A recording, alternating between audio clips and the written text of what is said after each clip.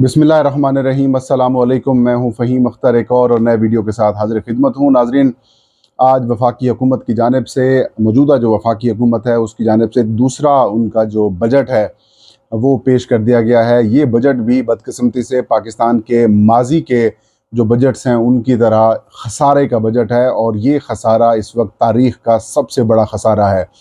वैसे तो मौजूदा हुकूमत हर महाज के ऊपर बुरे तरीके से नाकाम भी हुई है और एक्सपोज भी हुई है, लेकिन जो ये अपने बारे में कहा करते थे कि हम बड़े तजर्बाकार हैं, इमरान खान, यानी कि इमरान खान की जो हुकूमत है वो ना तजर्बाकार थी और उन्होंने पाकिस्तान का बेड़ा गर्क कर दिया। ना सिर्फ उसमें ये एक्सपोज हुए हैं बल्कि उनके कई और झूठ भी पकड़े गए हैं, कोई ऐसे ब्लंडर्स भी पकड़े गए हैं जो उनका एतराफ़ जुर्म है। और अगर ये बात पाकिस्तान की सबसे बड़ी अदालत के सामने की जाए तो मौजूदा हुकूमत के लिए बहुत सारी परेशानी का बायस भी बन सकती है। और वफाकी हुकूमत के ख़त्म होने के हवाले से भी बातें इस वक्त आज पार्लियामेंट हाउस की जो वहाँ पर सरगोशियाँ हैं वो होती रही हैं, और जो बड़ा एतराफ़ जुर्म है उसकी डिटेल आपके साथ शेयर करेंगे। हल्का सा पहले हम आपको ओवरव्यू दे देते हैं कि जो बजट है, बजट नाजरीन, अब तो शायद हमारा ये ख्वाब ही रह गया है कि कभी पाकिस्तान का जो बजट है वो मुनाफे का होगा। जब भी बात होती है तो खसारा खसारा खसारा ही नज़र आता है, क्योंकि इस लेवल के ऊपर पाकिस्तान की मईशत को कमज़ोर कर दिया गया है कि उसका जो है वो कोई पुरसान हाल नहीं है। कोई पाकिस्तानी मईशत को बेहतर करने वाला मसीहा नहीं मिल रहा। जो भी मिलता है वो अपनी बातें सुनाता है, माजी की हुकूमतों को कोसता है और आगे की तरफ चलने की बजाय माजी में ही वो फंसा रहता है। यही हाल मौजूदा हुकूमत का भी है। हो भी क्यों ना, क्योंकि जिस तरीके से इनको इक़्तिदार मिला है या फिर इनको दिलवाया गया है, इनका तो सिर्फ एक ही मकसद था कि किसी तरीके से अपने केसेस ख़त्म कराना, नैब को सिर्फ इतना टूथलेस कर देना कि वो सिर्फ इमरान खान और तहरीक इंसाफ के लिए के ख़िलाफ़ जो है वो बतौर पॉलिटिकल इंजीनियरिंग के तौर पर इस्तेमाल हो, और वो उसका इस्तेमाल किया जा रहा है। इनका मईशत के अंदर किसी किस्म का कोई इंटरेस्ट नहीं था। गुज़श्ता माली साल के वक्त जब वफाकी हुकूमत ने अपना बजट पेश किया था तो जो मुआशी अहदाफ उन्होंने मुकर्रर किए थे उसमें से एक भी हासिल करने में नाकाम हुई है। पाकिस्तान की एक्सपोर्ट्स कम हुई हैं, इम्पोर्ट्स बढ़ी हैं, और ज़र मुबादला के ज़ख़ायर कम हुए हैं। जो रुपया है वो बहुत डिवैल्यू हुआ है। डॉलर समेत कई जो गैर मुल्की करेंसियाँ हैं उनकी कदर जो है वो उसमें इजाफा हुआ है, और पाकिस्तान के ऊपर जो कर्जा जात हैं वो मज़ीद बढ़े हैं और रिकॉर्ड कर्जे लिए गए हैं पिछले एक साल के दौरान। और वफाकी हुकूमत के लोग कहते हैं कि हमने सियासत गंवा कर रियासत बचाई है। भाई, कैसे आपने रियासत बचाई है? आपने पाकिस्तान को तो डिफ़ॉल्ट की पोजीशन के ऊपर ला खड़ा कर दिया है। बदकिस्मती से इस वक्त ऐसे हालात पाकिस्तान के अंदर पैदा कर दिए गए हैं जहाँ पर आप सच नहीं बोल सकते। अगर आप सच बोलेंगे तो आपको उसकी सज़ा मिलेगी। लेकिन सच ये है कि मौजूदा हुकूमत ने पाकिस्तान का मुआशी तौर के ऊपर भी और सियासी तौर के ऊपर भी दिवालिया निकाल दिया है। यहाँ पर आला अदालतों के अहकामात नहीं माने जाते, जिसका मतलब ये है कि लोगों का अदालतों से जो एतबार और एतमाद है वो ख़त्म किया जा रहा है। और यही वजह है कि लोग चौकों चौराहों के ऊपर अपनी अदालतें लगा रहे हैं। ज़ाहिर है लोगों को क्यों नहीं जो है वो इस तरफ शबीह मिलेगी, उसकी वजह यह है कि जब खुद वफाकी हुकूमत पाकिस्तान की सबसे बड़ी अदालत सुप्रीम कोर्ट ऑफ पाकिस्तान की वजह से जो बनी है, जो कि अगर वो supreme court of Pakistan Imran Khan के उस इकदाम को जिसमें उन्होंने कौमी असम्बली को तहरील कर दिया था, अगर उसको गैर आइनी गैर कानूनी डिक्लेयर ना करते तो ये हुक्मरान कभी भी पाकिस्तान के ऊपर हुक्मरानी इस वक्त ना कर रहे होते। तो फिर उसी सुप्रीम कोर्ट ऑफ पाकिस्तान को मतनाज़ा बनाया गया, उनके अहकामात की खिलाफ वर्जी की गई, उनको उनको ना सिर्फ उनकी करैक्टर असैसिनेशन की गई बल्कि उनके खिलाफ वज़ीर आज़म हाउस के अंदर बैठ कर साजिशें की गई। उन्हीं जजेस के खिलाफ साजिशें हुई और उन्हीं जजेस के बच्चों की, उनकी टेलीफोन और उनके अहल खाना की कॉल्स टेप की गई, जासूसी की गई। एक बहुत बड़ा ब्लंडर है, बहुत बड़ा जुल्म है पाकिस्तान के निज़ाम इंसाफ के साथ कि वफाकी हुकूमत सुप्रीम कोर्ट ऑफ पाकिस्तान की हुक्म के ऊपर अमल नहीं कर रही। जो आज ब्लंडर में जिसके ऊपर मैं वीडियो भी यही कर रहा हूँ वो ये था कि इलेक्शन कमीशन ऑफ पाकिस्तान की जानिब से कहा गया कि वफाकी हुकूमत हमें फ़ंड्स नहीं फराहम कर रही पंजाब और खैबर पख्तूनख्वा के इंतखाबात के लिए, क्योंकि पंजाब और खैबर पख्तूनख्वा की असम्बलियाँ तहलील हो चुकी थी। सुप्रीम कोर्ट ऑफ पाकिस्तान ने एक नहीं, दो नहीं, दर्जनों दफ़ा वफाकी हुकूमत को हुक्म दिया कि फ़ंड्स फराम किए जाएँ इलेक्शन कमीशन ऑफ पाकिस्तान को। इलेक्शन कमीशन ऑफ पाकिस्तान को फ़ंड्स तो नहीं फराम किए गए, अलबत्ता वफाकी हुकूमत और इलेक्शन कमीशन की मिली भगत से इलेक्शन को मज़ीद ताख़ीर का शिकार किया गया।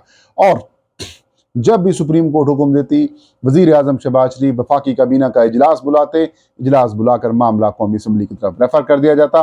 सुप्रीम कोर्ट में ये कहा जाता था क्योंकि ये फ़ंड्स का मामला है, इसलिए वफाकी हुकूमत का मौक़िफ़ है, इसका फ़ैसला सुप्रीम कोर्ट ऑफ अपना पार्लियामेंट ऑफ पाकिस्तान करेगी। और पार्लियामेंट के अंदर खड़े होकर, कौमी असम्बली के अंदर खड़े होकर जो ज़मीन आसमान एक की जाती थी, सुप्रीम कोर्ट के ऊपर तनकीद की जाती थी, अदलिया और पार्लिमान के दरमियान तसादुम की सूरत हाल पैदा की जाती थी। और उसके बाद रात को जब टॉक शोज हुआ करते थे तो तोते बैठ कर पार्लियामेंट और सुप्रीम कोर्ट की लड़ाई की बातें किया करते थे। जाहिर है ये सारे उन्हीं के स्पॉन्सर्ड और उन्हीं की एजेंडा टो करने वाले यही लोग थे और ये अपना माहौल बनाते थे। लेकिन बात यह है कि इनके जो झूठ हैं, मैं उस वक्त भी यही कहता था कि भाई इसकी बाद में अप्रूवल ली जा सकती है, लेकिन वफाकी हुकूमत की जानिब से सुप्रीम कोर्ट ऑफ पाकिस्तान और पब्लिकली जब प्रेस कॉन्फ्रेंस की जाती थी या फिर जो पार्लियामान के अंदर खिताब किया जाता था तो उसमें कहा जाता था कि पार्लियामेंट ही डिसाइड करेगी। अब पार्लियामेंट का डिसीजन वो कहते थे कि हम पहले से इसकी अप्रूवल लेने, जो कि माजी में आज तक ऐसा नहीं हुआ। इल्ला माशा एक आध हुआ तो हुआ हो, वरना जितने भी इलेक्शन हुआ करते थे, अगर ज़्यादा फंड्स दरकार हुआ करते हैं तो अगले माली साल के अंदर उनको सप्लीमेंट्री ग्रांट्स में या फिर उनको एडजस्ट करके रिवाइज्ड बजट के अंदर एडजस्ट करके उसकी अप्रूवल ले ली जाती रही है। अब यही काम वफाकी हुकूमत ने इस साल किया है। आइंदा माली साल जब उसका आज बजट पेश किया गया है तो उसके अंदर उन्होंने अपना एतराफ़ जुर्म कर लिया है। उन्होंने जो झूठ है उनका पकड़ा गया है। और इस माली साल के अंदर, क्योंकि इलेक्शन कमीशन ऑफ पाकिस्तान ने इलेक्शंस की तैयारियां भी की, सिंध और बलूचिस्तान के बल्दियाती इंतखाबात कराए, ज़िमनी इंतखाबात भी इलेक्शन कमीशन ने इस माली साल के अंदर कराए, इलेक्टोरल रोल्स को बेहतर किया या उनको रिव्यू किया, उसके फंड्स वगैरह, और उसके अलावा वोटर लिस्टों को बेहतर किया।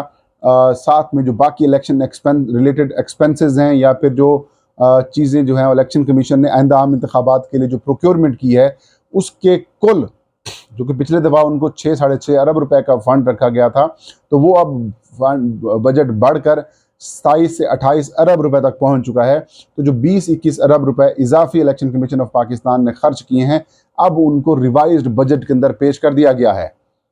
अब इनकी अप्रूवल पहले से नहीं हुई, इनकी अप्रूवल अब हो रही है, तो फिर क्या जनरल इलेक्शन, खैबर पख्तूनख्वा और पंजाब असम्बली के जनरल इलेक्शन के लिए इलेक्शन कमीशन को फंड्स नहीं फराम किए जा सकते थे?